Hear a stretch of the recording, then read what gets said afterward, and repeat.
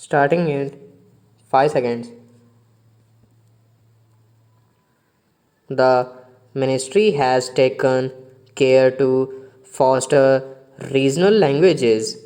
For that purpose, it has spent certain amounts, but with that meager amount, they cannot expect to develop all the regional languages which are recognized in our constitution. Then there are certain languages which are not recognized but which are rich. Some amount should be spent for their development also. The Sahitya Academy is a national academy of letters. It has to work for all the Indian languages. In addition, they have to do work in Tibetan and other foreign languages also. But the total allocation for that institution is round about rupees 20 lakhs only, and out of that 80% or something like that is spent on establishment. Then what remains for the development of the languages or to take up projects for the development of the regional languages. Therefore, I would urge upon the minister to take a special note of it if he is really desirous that the regional languages should be developed and give assistance and encouragement to the voluntary organizations and more particularly to the Sahitya Academy. I find from the report of the ministry that the National Book Committee was constituted in 1976 and again in 1980, but since 1980 it has not been constituted and has not been functioning. Then how can we expect that this ministry will deliver the goods so far as national books are concerned? That also should be taken into consideration and prompt action should be taken. There is a certain formula laid down in the report for the export and import of books.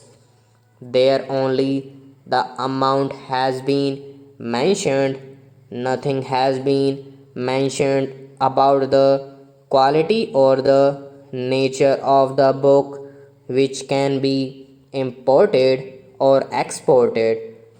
There is no institution or committee to supervise it. It is left to the Commerce Ministry, and the Commerce Ministry does it in a commercial way.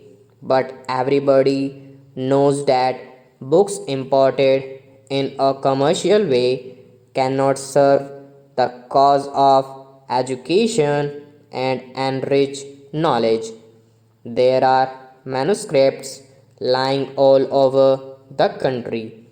There is a saying in respect of Greek that what has been published in a language is only one tenth of what exists. So far as Sanskrit and other regional languages are concerned, what has been published is only 1/20th of the manuscripts lying all over the country. So far as education is concerned, we are entering a new phase. Our Prime Minister has declared the new education program which has been accepted by the nation and is being implemented in various spheres. I would request the minister here to devise ways and means for the involvement of the teachers and students in the speedy implementation of this program. Let me say that on education depends not only our future but even our survival. I don't think we have realized this obvious truth, but sometimes even an obvious truth has to be repeated. If that is so, I would like to ask my dear and esteemed friend, the Education Minister, and his able colleague, whether they and we together have really succeeded in giving priority to education, educational programs, and allot them adequate funds. Of course, for education, the funds will always be inadequate, but in our country, I find over a period of many years since independence, the funds allotted to education are very meager.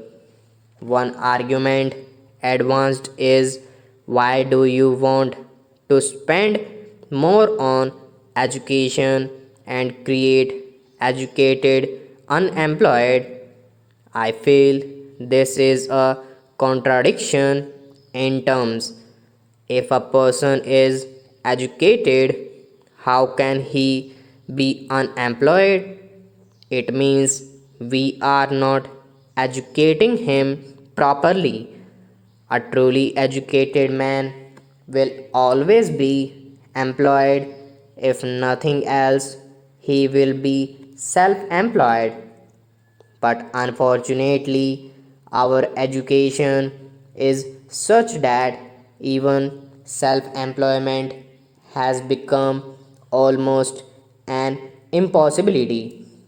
Coming back to my main point, I would like education to be given the topmost priority by all concerned, by the community at large, by the union and state government, and by the leaders of public opinion. For many years, the Education Ministry is not represented at the cabinet level.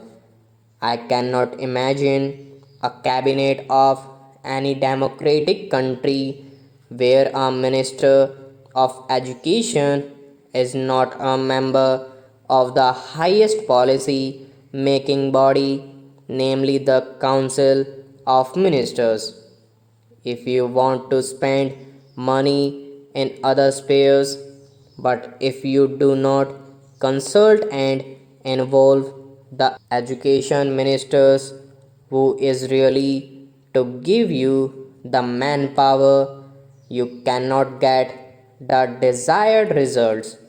You may have all economic programs, you may have all other developmental projects, but if you do not have the educated man to manage the various projects, you are not going to have real progress or development in the country.